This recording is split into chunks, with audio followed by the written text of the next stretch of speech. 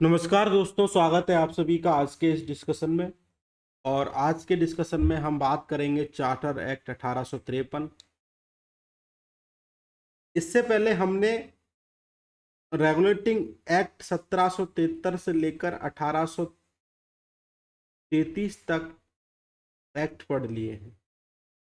और अगर हम 1853 का अधिनियम मतलब कि चार्टर एक्ट और पढ़ लेते हैं तो ये हमारे सिलेबस का जो कंपनी रूल है, भारत पर कंपनी का प्रभुत्व स्थापित रहा, जिसको कंपनी रूल बोलते हैं, वो कंप्लीट। तो भारतीय संविधान का जो आपका मेंस का टॉपिक है ना, इसमें आप पहला पॉइंट देखेंगे पेपर सेकंड में कि भारतीय संविधान का ऐतिहासिक आधार। तो इसको कंपनी रूल मिलाकर और क्राउन रूल मिलाकर हम बोल देते हैं कि ऐतिहासिक आधार, इस आधार पर हमारा भारत का संविधान निर्माण हुआ।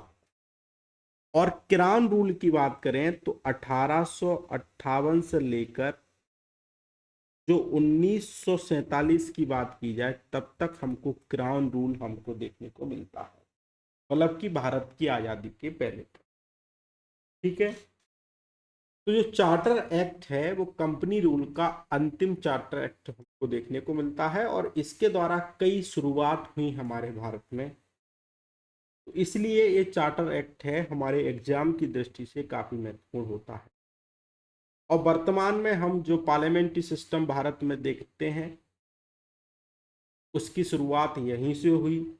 वर्तमान में जो हम सिविल सर्विसेज एग्ज़ाम देखने को जिसकी तैयारी हम करते हैं, middle class family, lower class family का जो सपना रहता है कि हम सिविल सर्वेंट बने, ओपन सिविल सर्वेंट का जो प्रारूप है तो इसी के द्वारा लाया गया, चाहे वो ब्रिटिश नागरिक हों या फिर इंडियन के लिए, वो इसी चार्टर एक्ट 1853 के द्वारा ओपन कंपटीशन एग्जाम की शुरुआत हुई। तो वो कैसे हुई, हमारे संविधान में किस प्रकार से इस चार्टर एक्ट 1853 का महत्व है और हमारे एग्जाम में इससे क्या क्या प्रश्न आ सकते हैं, इस पे हम बात करने वाले हैं। तो लगातार इसको देखिएगा, एक भी पॉइंट मिस नहीं करना, क्योंकि जो चीज़ आप मिस करेंगे यूपीएससी वहीं से प्रश्न, ये बात तय है, इसको आप गांठ बांध के रख लो। ठीक है। तो सबसे पहले हम बात करने वाले हैं कि चार्टर एक्ट 1853 का ऑब्जेक्टिव क्या था। सबसे पहले तो इसका ऑब्जेक्टिव ये था कि कंपनी की पावर को रिन्यू किया गया और उनको परमिशन दी गई कि वो पहले जो ब्रिटिश सरकार की जो टेरिटरी थी कंपनी के पास थी वो उनको रिटेन कर सकें, और इसके साथ साथ जो इंडियन टेरिटरी थी उनसे जो रेवेन्यू मिलता है उसको वो रिटेन कर सकें on in the trust for crown, मतलब कि क्राउन के बिहाफ पर टेरिटरी, और टेरिटरी के द्वारा जो रेवेन्यू मिलता है वो कंपनी रिटेन करने की पावर किसको दी गई, कंपनी को दी गई, चार्टर एक्ट 1800। तो पहला गोल तो इसका ही था। ठीक है। कहने का मतलब है एडमिनिस्ट्रेटिव और रेवेन्यू से संबंधित जो पावर रखी गई उसको रिटेन करने के लिए जो दी गई उसको चार्टर एक्ट 1853 के द्वारा पूरा किया गया।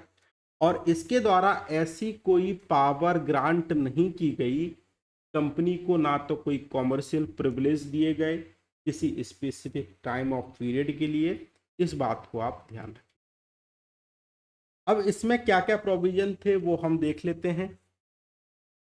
सबसे पहले हम बात करेंगे कि लेजिस्लेटिव पावर से संबंधित इस चार्टर एक्ट 1853 में क्या क्या प्रोविजन किए गए। तो लेजिस्लेटिव पावर से संबंधित पहली बात की जाए तो पहली बार हमको इसमें देखने को मिलता है जो governor legislative council, governor general की जो लेजिस्लेटिव काउंसिल होती थी उसकी काउंसिल्स और एग्जीक्यूटिव फंक्शन को क्या किया गया, सेपरेट किया। मतलब कि काउंसिल और एग्जीक्यूटिव, लेजिस्लेटिव जनरल काउंसलिंग और एग्जीक्यूटिव फंक्शन दोनों क्या किए गए, सेपरेट किए गए। मतलब कि पावर ऑफ सेपरेशन की जो कंसेप्ट हमको देखने को मिलता है वो फर्स्ट टाइम इस 1853 के चार्टर एक्ट से हमको देखने को मिलता है। और लेजिस्लेटिव की काउंसलिंग में 6 न्यू मेंबर को ऐड किया गया, जिनको लेजिस्लेटिव काउंसलर हम बोलते थे। हम मतलब ब्रिटिश सरकार बोलते। और इसकी एक लेजिस्लेटिव ब्रांच को इस्टेब्लिश किया गया, जिसको मिनी पार्लियामेंट ये लोग बोलते थे।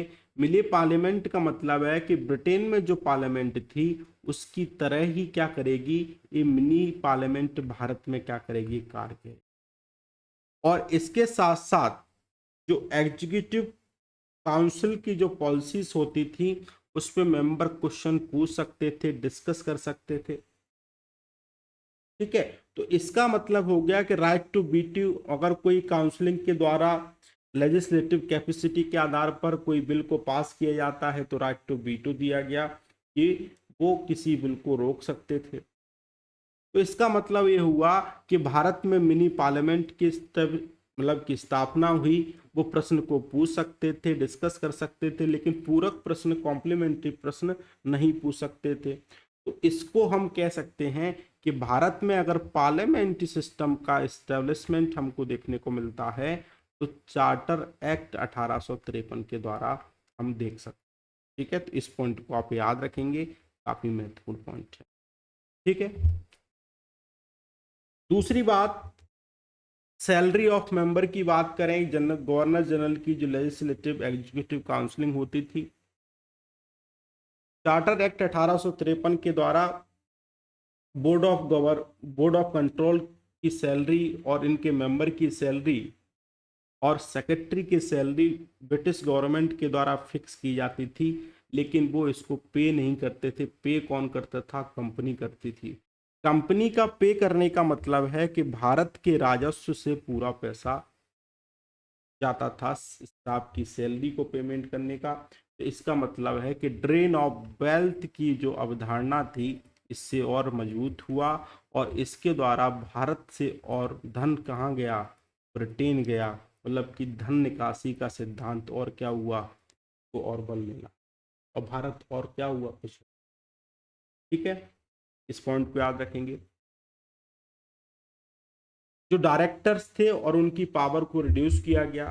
कोर्ट ऑफ डायरेक्टर के मेंबर्स को लेकर 24 थे, पहले उनको 18 किया गया, और इनमें से 6 मेंबर को क्राउन के द्वारा नॉमिनेट किया जाता था। तो इस आप याद रखेंगे कि नॉमिनेशन की जो कंसेप्ट हमको 6 मेंबर का था वो चार्टर एक्ट 1853 के द्वारा देखने को मिला। एक मैकाले कमेटी बनी 1854 में। उन्होंने कहा कि इंडियन सिविल सर्विसेज स्कीम को भारत में इन्फोर्स करने की बात की। ठीक है, और कोर्ट ऑफ डायरेक्टर को पावर दी गई कि वो जो भी मतलब कि एग्जिस्टिंग स्टेट हैं उनकी बाउंड्री को अल्टर कर सकते हैं, मतलब कि उनकी बाउंड्री को बढ़ा सकते हैं, घटा सकते हैं, मर्ज कर सकते हैं, या फिर कोई न्यू स्टेट है उसकी टेरिटरी को एक्वायर कर सकते हैं। ठीक है, इस बात को ध्यान रखेंगे। और लॉ कमीशन देखा पहले हमने 1833 के एक्ट में पढ़ा कि एक 4th मेंबर लॉ से संबंधित ऐड किया गया, लेकिन उसको कोई खास पावर नहीं दी गई थी। लेकिन इसमें लॉ कमीशन को ऐड किया गया और उसको फुल मेंबर की पावर दी गई, उसको वोट देने का अधिकार दिया गया। मतलब कि गवर्नर जनरल की जो एग्जीक्यूटिव काउंसलिंग थी उसमें 9 मेंबर के रूप में फुल मेंबर हमको देखने को मिला। ठीक है, जिसको शुरुआत कहाँ से की गई थी? 1833 के एक्ट के द्वारा की गई थी। पिछले लेक्चर में हमने इसको पढ़ा। ओपन कंपटीशन सिस्टम लेके आए सिविल सर्विसेज के लिए, और सिविल सर्वेंट जो सिलेक्शन प्रोसेस है, रिक्रूटमेंट से संबंधित प्रोसेस है, ओपन कंपटीशन एग्जाम सिस्टम लेके आए, चाहे वो सिविल सर्विस इंडियन के लिए अवेलेबल किया गया। और किसके आधार पर? मैकाले कमेटी 1854 में बनी थी, उसके आधार पर इसको लेके आए। इसको committee on Indian civil service भी बोलते हैं। तो इसको आप याद रखेंगे, कभी कभार एक मॉडर्न हिस्ट्री में प्रश्न पूछ लिया जाता है कि 1854 में एक मैकाले समिति बनी थी, वो किससे संबंधित थी? तो आप बता देंगे सिविल सर्विसेज के रिफॉर्म से संबंधित हमको देखने को मिलती है। ठीक है, दूसरा इसकी अगर सिग्निफिकेंस की बात की जाए तो सबसे पहले अगर सिग्निफिकेंस की बात करेंगे तो पार्लियामेंट्री सिस्टम की बिगिनिंग हमको देखने को मिलती है भारत में, ब्रिटिश भारत में, और इसके द्वारा लेजिस्लेटिव एग्जीक्यूटिव काउंसलिंग के जो फंक्शन थे उसको सेपरेट करने की बात देखने को मिलती है। ठीक है, और ड्यूटी ऑफ बंगाल से संबंधित जो एडमिनिस्ट्रेटिव ड्यूटी हैं उनको रिलीव किया गया, उनको मतलब कि रिलीव किया गया, और institute of work for the government of India के बिहाफ पे इनके द्वारा काम किया गया। ठीक है, ये सारी प्रोसेस लगातार चलती रही, लेकिन कंपनी रूल 1857 के विद्रोह के बाद ब्रिटिश सरकार को ये लगा कि हम बहुत ज़्यादा भारतीयों के कार्यों में, उनकी संस्कृति में हस्तक्षेप कर रहे हैं, इसके कारण हमें 1857 की क्रांति देखने को मिली। इसलिए हम क्या कर रहे हैं, इन सारे जितने भी हमने हस्तक्षेप किए, जितने भी हमने मतलब कि रिफॉर्म किए, वो सारे बंद करेंगे, और अब से ब्रिटिश कंपनी रूल यहाँ से ख़त्म होता है, और अब से गवर्नर जनरल की जगह वायसराय नियुक्त किया जाएगा। तो ये 1858 के एक्ट के द्वारा किया। ठीक है, तो इसको हम पढ़ेंगे, 1858 का एक्ट काफ़ी महत्वपूर्ण है, इसको भी पढ़ेंगे। तो आज तक हमने पढ़ा क्या, कंपनी रूल। तो कंपनी रूल इस एक्ट के साथ खत्म होता है। आई होप आपको लेक्चर पसंद आ रहे होंगे। अगर पसंद आ रहे हैं तो लाइक शेयर सब्सक्राइब जरूर कीजिएगा। ठीक है, जय हिंद, जय भारत, वंदे मातरम, जय हिंद।